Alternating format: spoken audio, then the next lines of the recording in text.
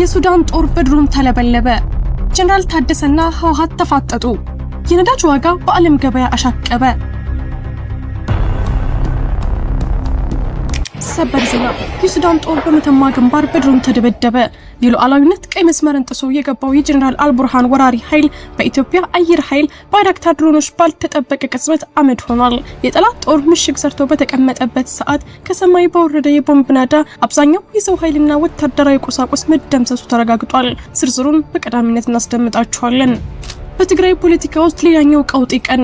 በትግራይ ጊዜያዊ አስተዳደርና በህወሓት መካከል የተፈጠረው ፍጥጫ አሁን ወደ መጨረሻው ምዕራፍ ተሸጋግሯል። ህወሓት ጀነራል ታደሰ ወረደ በሰላም ስልጣን ካላስረከቡ ከባድ ዋጋ ይከፍላሉ ሲል ማስጠንቀቂያ ሰጥቷል። በትግራይ ሁለት መንግስት ሊመሰረት ነው ወይስ ሌላ ዙር ጦርነት? አስደንጋጭ መረጃ ይዘን ቀርበናል።